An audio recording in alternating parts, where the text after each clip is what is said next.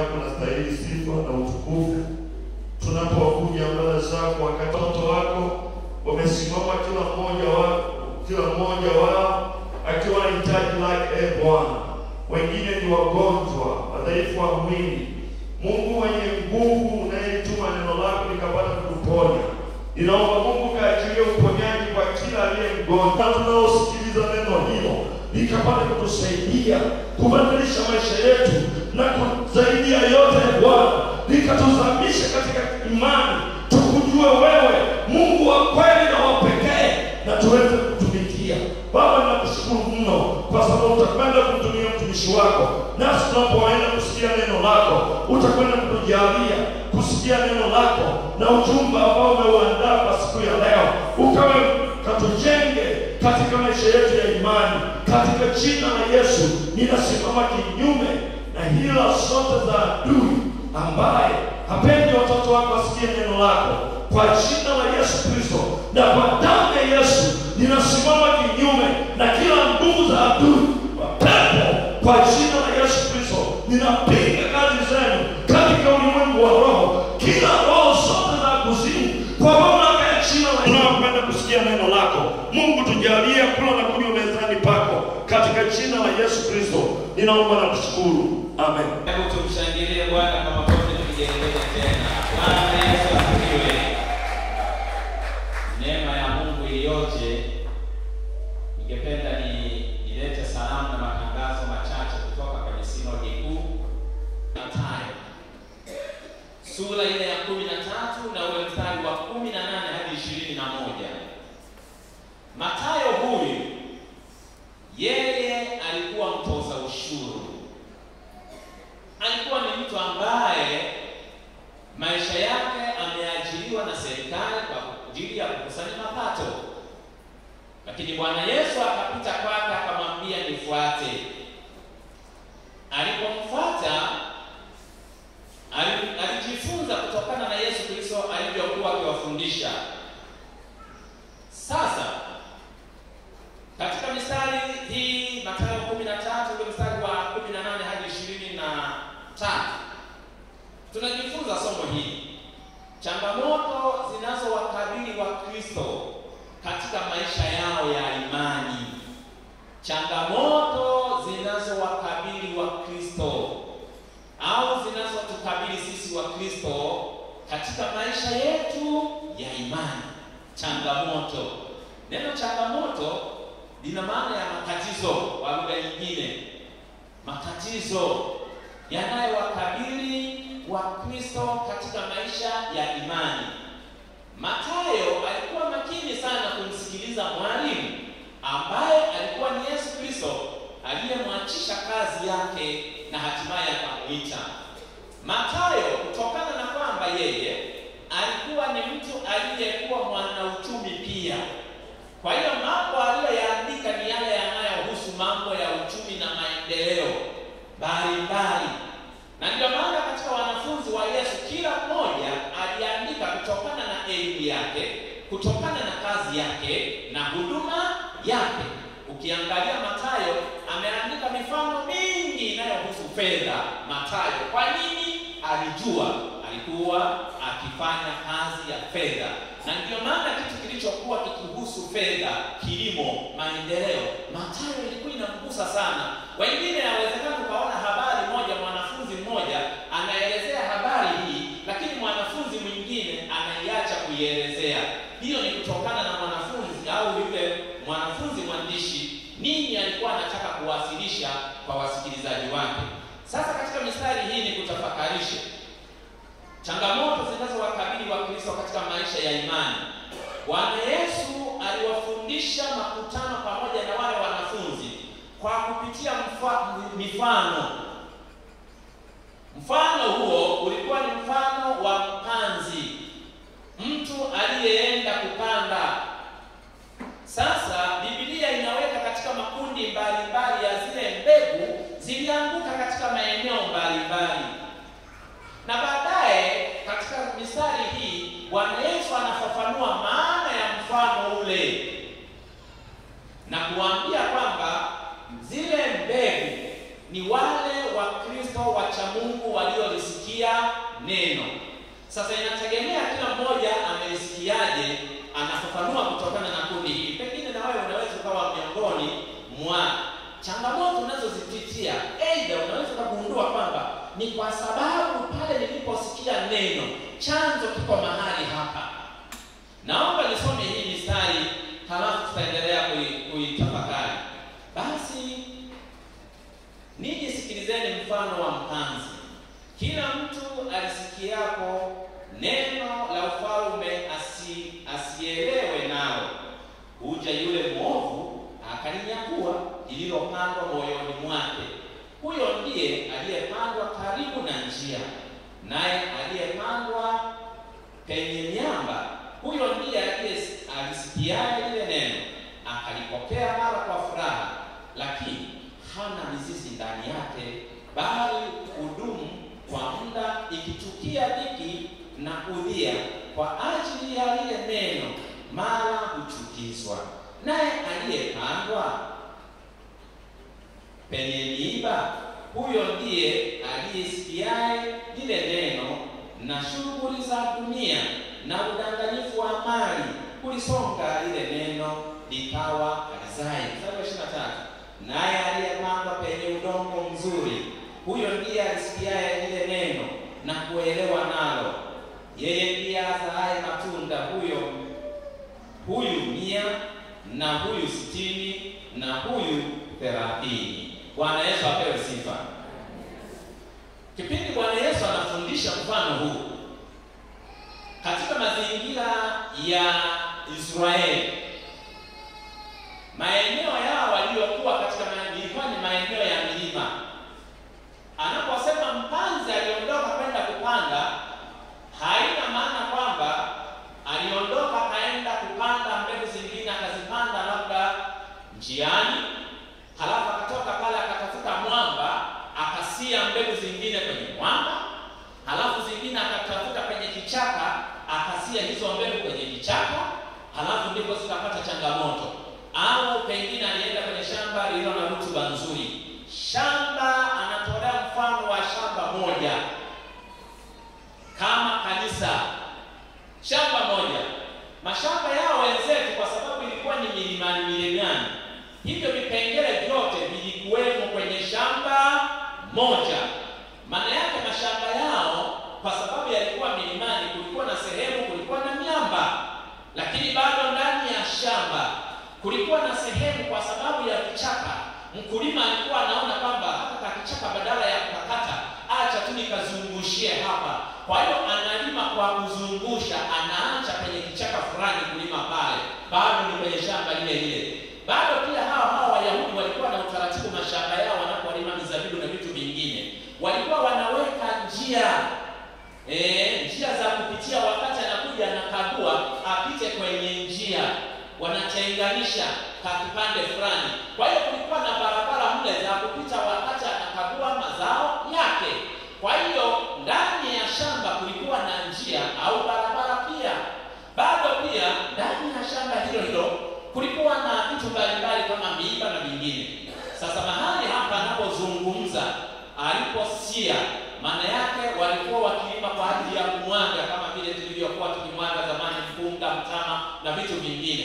Kwa hiyo mbegu zingine kwenye shamba hilo zilianguka kwenye mwamba ndani ya shamba hilo, zilianguka kwenye kichaka kila alichokizungushia mkulima, kwenye miiba ndani ya shamba hilo, zilianguka kwenye njia ndani ya shamba hilo, zilianguka kwenye rutuba nzuri ndani ya shamba hilo. Ndio picha halisi ya mazingira haya. Sasa mtumishi wa Mungu anatumia mfano huo na kuweka Wakristo wacha Mungu katika makundi manne yanayotokana na mbegu hizo. Sisi kama mbegu. Bwana Yesu apewe sifa. Bwana Yesu asifiwe. Kundi la kwanza linalozungumzwa katika mistari hii ni mbegu iliyopandwa karibu na njia. Ninaposema mbegu iliyopandwa karibu na njia, utakuwa umenielewa. Haina maana ya kwamba lile shamba lilikuwa karibu na njia. Njia zilikuwemo ndani ya shamba ambazo zilikuwa ni za kupita mkulima. Sasa kuna mbegu zingine zilizoangukia kwenye njia, na kwa sababu pale kwenye njia yule mkulima alikuwa halimi kwa kuheshimu njia yake, ule mstari Sikiliza 18 na 19. Basi ninyi sikilizeni mfano wa mpanzi. Kila mtu alisikiapo neno la ufalme asielewe, nalo huja yule mwovu akalinyakua lililopandwa moyoni mwake. Huyo ndiye aliyepandwa karibu na njia. Sasa mahali hapa, hili ni kundi mojawapo la Wakristo ambao wako pengine kanisani au wako kwenye mkutano fulani. Sasa wanavyoelezwa katika maisha yao, changamoto walizonazo wao ni hizi kama zifuatazo. Mojawapo ni kwamba huyu mtu alisikia neno bila kutafakari, bila kuelewa chochote, bila kufanya maamuzi ya kutoka moyoni, akaamua kumfuata au kujiunga na Wakristo. Pengine ameona kwaya nzuri imeimba, wageni wamekuja, na mimi kwa kuwa kwaya inaimba, ngoja na mimi iwemo. Au kwenye ukoo wetu nitabaki mimi tu mwishowe, fulani ni Mkristo na fulani naye ni Mkristo, na yeye akaona lilopo kubwa ni kuingia kanisani, anakuwepo kanisani.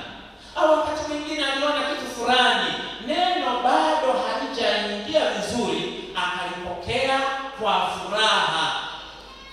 Changamoto yake katika kusikia lile neno, hakuweza kutafakari vizuri na kufanya maamuzi sahihi ya kumkabidhi Yesu maisha yake kisawasawa.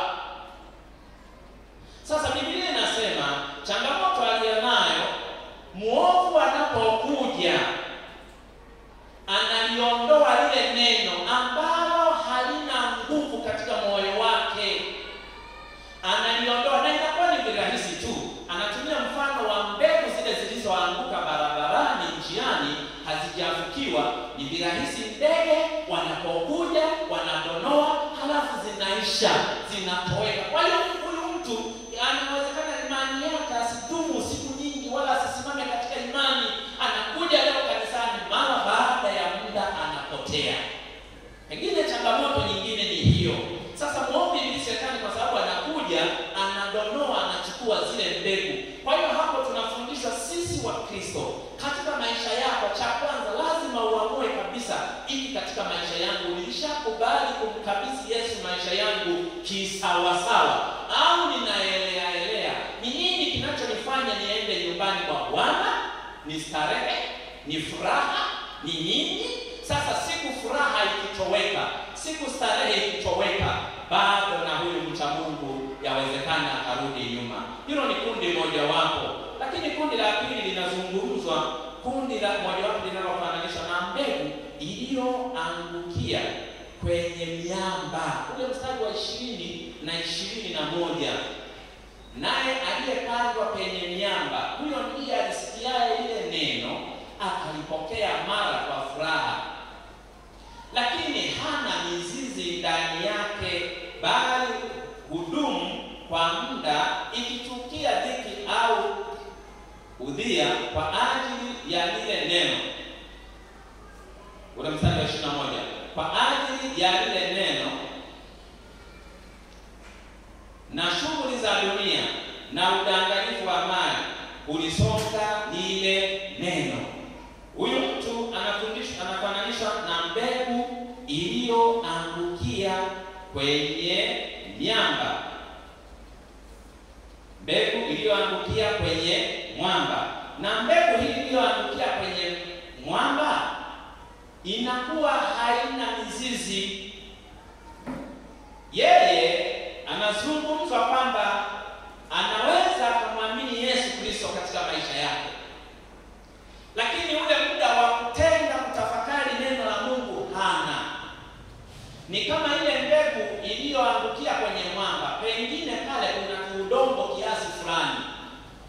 Kwa hiyo ile mbegu itaota kwa muda mfupi, alafu itakutana na ule mwamba na itapata changamoto ya shida kwa ajili ya matatizo kama hayo yanayoelezwa katika mstari huo. Itanyauka mapema na kupata shida kwa sababu iko kwenye miamba.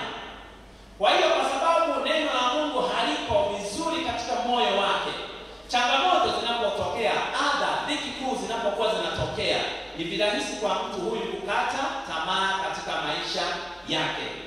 Kipindi cha utawala katika historia ya kanisa, kipindi cha utawala wa Mfalme Nero, aliwatesa Wakristo na kuwaua Wakristo wengi. Biblia katika historia hiyo inazungumza Mfalme Nero alikuwa ni katili. Wakristo walikuwa wanateswa, walikuwa wanachoma moto wengine, Biblia zilichoma moto zingine, lakini bado watumishi wa Mungu walikuwa wanaulizwa, yanachemshwa hata mafuta wanawekwa kule. Watumishi wa Mungu wengi waliuawa katika kipindi hicho. Wakina Petro waliuawa kwa kusulubiwa, kichwa chini miguu juu, kwa sababu ya mateso. Petro huyo huyo, kwa sababu mwanzoni neno lilikuwa halijamuingia, alikuwa ni anarudi nyuma mara kwa mara. Hata alipoulizwa, wewe je, na sina wewe ni mmoja wapo wa wanafunzi wa Yesu? Alisema, huyu simjui.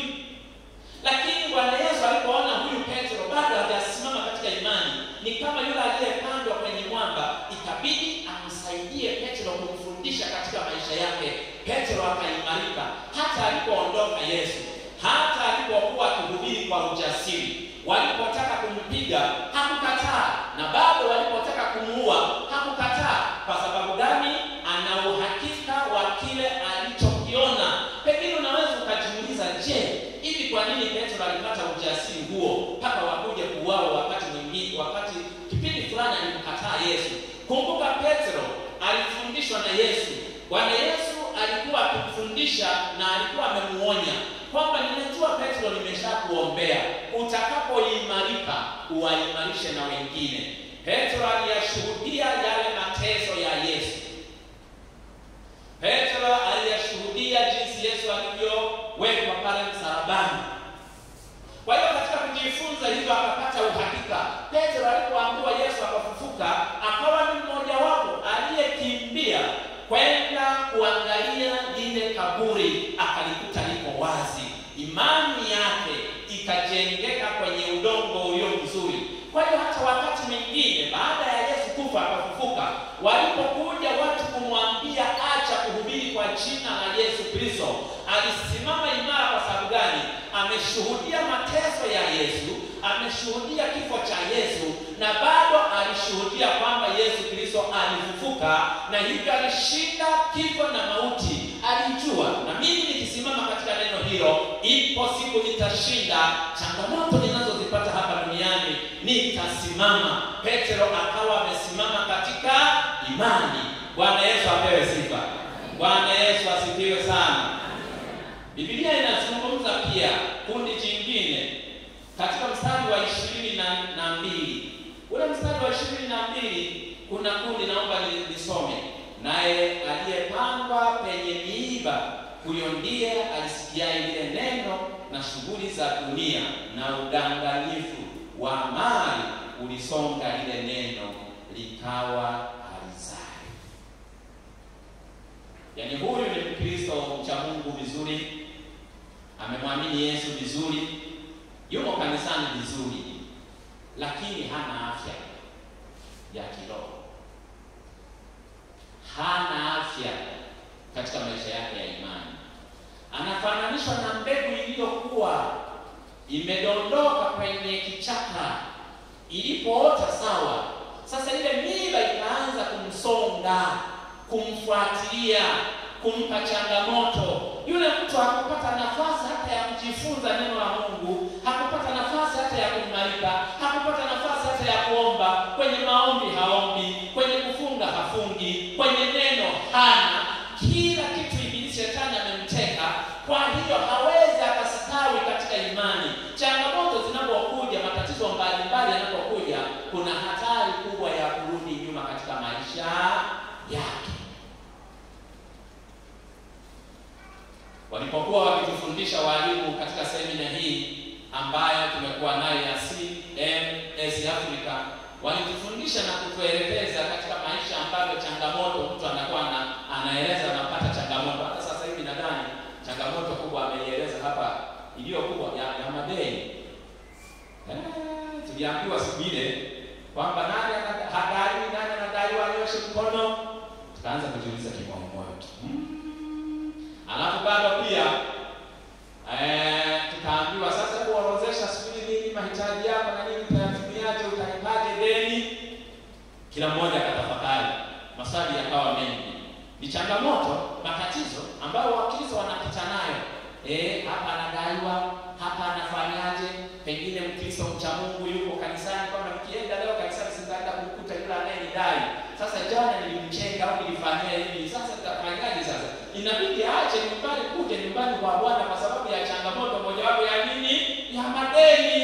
Yawezekana wengine pengine unaona aibu sasa, hawa wananijua kabisa. Samahani kwa wale mliopanga, najua kwenye nyumba mimi afadhali kanisa huwa alinidai, huwa ninahudumia. Bwana Yesu asifiwe. Na mimi inawezekana mungeliweka kodi pale kwamba mchungaji lazima tulipe. Sasa deni likikua lazima inawezekana niende kanisani nikawaone tena Wakristo sasa wakiniuliza vipi kale ketu kana sitakuwa ni shida. Kwa sababu ninaishi kwa sababu ya neema. Bwana Yesu asifiwe. Kanisa, asante kwa hekima hiyo mlifanya vizuri. Watumishi wa Mungu huwa hawapangishi. Si ndio jamani? Kwa hiyo changamoto mbalimbali za maisha ya Kikristo zinapomsonga mtu anakata tamaa na kuchoka. Pengine inawezekana changamoto ya mchango kanisani, sijui leo yaani unakuja moyo uko juu. Yaani akisimama mtu fulani anayesimamia mchango, amesimama tena huyu sijui leo kuna nini? Yaani ni changamoto. Kwa maana wachungaji hatutakiwi kusimamia michango, ila tunafanya tu hivyo. Maana kwa sababu mtu anaweza akakufunga au akakuswitch off kabisa.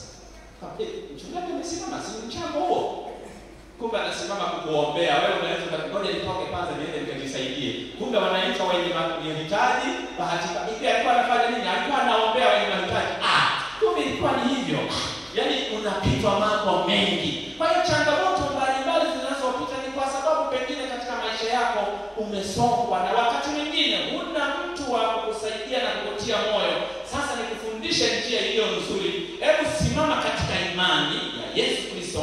Penda mafundisho ya neno la Bwana. Yeye aliahidi, yeye atatusaidia, atatulinda, atatubariki, atatujali, na yeye maisha yetu yako mikononi mwake. Bwana Yesu apewe sifa. Alitufundisha mwalimu akasema sisi katika ule mstari unaosema vitu vyote wanadamu na vitu vyote ni mali ya nani? Sasa akakuuliza, maana yake sisi ni watoto wa tajiri. Nikajaribu kupiga picha sifa za watoto wa tajiri wakoje. Nikajaribu kupiga picha watoto wa tajiri, kila mmoja anaweza akatamani akae karibu naye. Pengine hitaji lake linaweza likaisha kwa kupitia huyu mtoto. Watoto wa tajiri wana uhuru, wana nafasi nzuri, hawana wasiwasi, hawana maisha yao changamoto nyingi. Sasa anatufundisha kwamba sisi Mungu wetu anamiliki vitu vyote. Kwa hiyo anapomiliki vitu vyote ni mali yake. Iwe sisimizi ni mali yake. Iwe kitu kinachoita kwa lugha ya Kijita na Kikerewe nilikotumika muda mrefu ni Nyawasongo, na yenyewe ni mali yake. Sasa Nyawasongo pekee inaweza kuwa changamoto, kamilioni, wambu, kinyonga, na yenyewe ni mali yake. Kila kitu. Kwa hiyo sisi ni watoto wa tajiri. Dhahabu na vitu vyote ni mali yake. Kwa hiyo mojawapo ya watu ambao tunatakiwa ulimwengu kuufundisha ni sisi wa Kristo, kwa sababu tumemwamini Yesu ambaye ametupa mali zote. Lakini swali likaja, kwa nini sasa tunakuwa maskini? Kulikuwa na misemo miwili iliyotumika. Ukiona Mungu kila mmoja ametupa mali, na ile mali ulionayo inakutosha kwa maendeleo. Kama haikutoshi, ujue umekalia mbegu. Maana mali uliyopewa ni mbegu ili izalishe. Iwe imani ni mbegu izalishe. Iwe fedha ni mbegu izalishe. Kila kitu ulichokifanya, una gari moja, una pikipiki moja, una kitu fulani, yaani umepewa zalisha. Bwana Yesu apewe sifa. Kwa hiyo ni vyema kumbe kuzalisha, na kama haikutoshi ujue kwamba ile mbegu umeikalia, maana yake hautairuhusu ifanye kazi, eza karama yako na vitu vingine. Lakini bado pia kuna msemo mwingine unaosema, ambao mimi nilichukua ulibariki. Sasa nilikuwa najiuliza, simechelewa sasa. Ingelikuwa zamani, lakini ukaja msemo mmoja kwamba maisha ya mafanikio yanaanza sasa.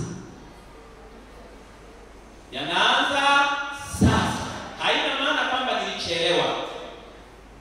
Kumbe unaweza kuanza kubadilisha maisha yako kuanzia sasa. Pengine na katika maisha ya kiroho uliingia kanisani kwa sababu ya mkumbo. Kumbe maisha ya imani yanaanza sasa. Na ndio maana huwa kuna nafasi ya watu kuwauliza, nani yuko tayari kumwamini Yesu?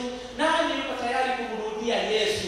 Ili maisha yaanze upya tena. Hata katika maisha ya maendeleo hivyo hivyo. Kundi lingine ambalo linasomwa katika mstari wa 23. Mule mstari wa 23 ni mbegu iliyoangukia. Ni mbegu zilizoangukia kwenye udongo mzuri wenye rutuba. Biblia inazungumza naye aliyepandwa kwenye udongo mzuri. Huyo ndiye alisikiaye neno, lile neno na kulielewa nalo. Yeye ndiye azaaye matunda. Huyu 100 na huyu 60 na huyu 30. Bwana Yesu apewe sifa.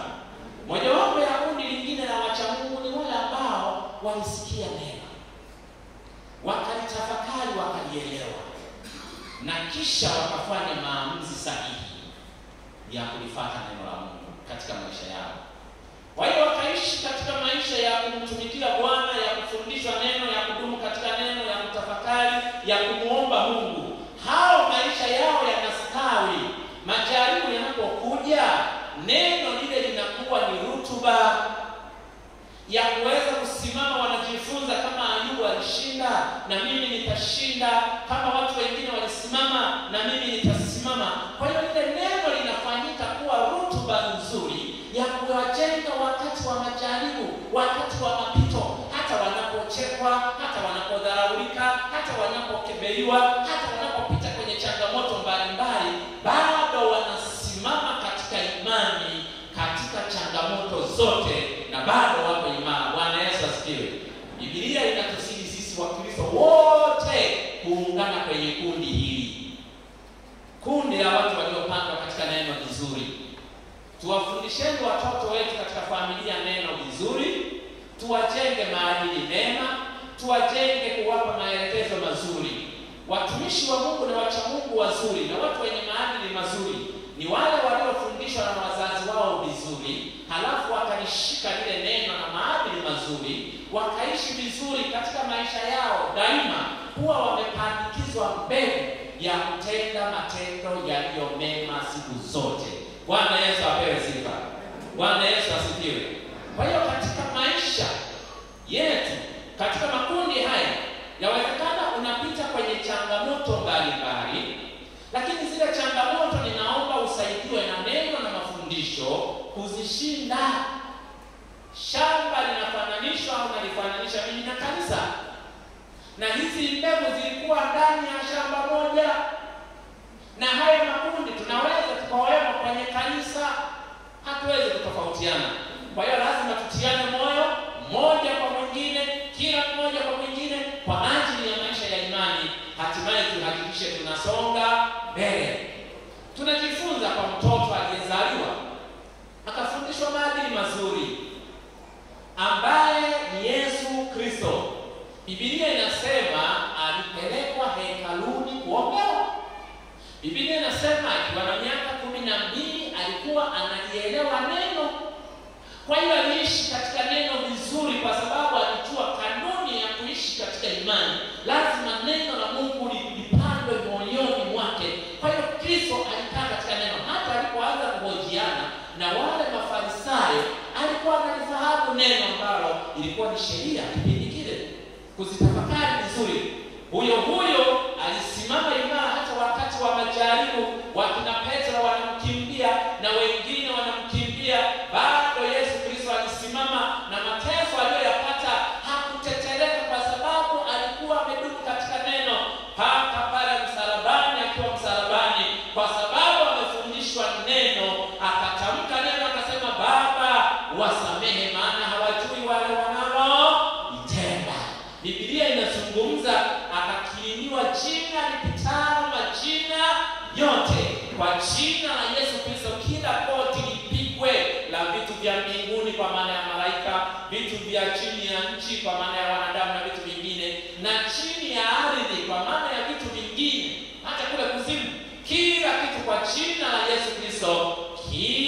jina na kila goti lazima lisalende kwa Yesu Kristo.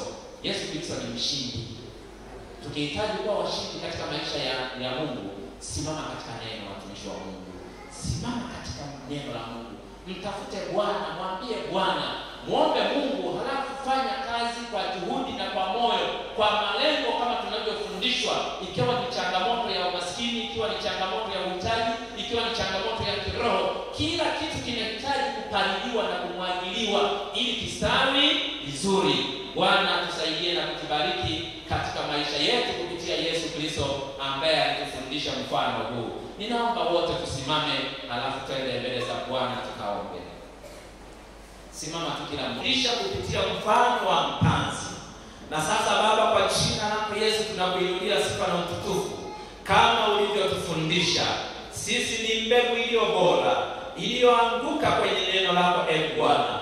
Ninaomba ututazame katika maisha yetu ya kiroho. Tunapopita na kukanyaga, adui naye anatufuatilia kama vile zile mbegu zilizokuwa zimeanguka njiani, zingine kwenye mwamba, hazikuweza kustawi vizuri kwa sababu ya miba. Baba, kwa jina lako Yesu Kristo, sisi ni wacha Mungu tunaohitaji kupandwa kwenye mbegu ambayo sehemu ya rutuba iliyo nzuri. Kwa jina lako Yesu, kila roho inayokuomba inakuhitaji, tusaidie katika mapito tunayoyapitia. Wengine wanapitia mapito ya ugonjwa, wengine ya kuchekwa, wengine ya kudharauliwa, wengine ya kipato, kukosa kipato, wengine hawana ajira. Wakati mwingine wanajiuliza Mungu yuko wapi anayewasaidia watu. Kwa jina lako Yesu, tunarudisha imani kwako Bwana, nawe ukasimame katika maisha yetu.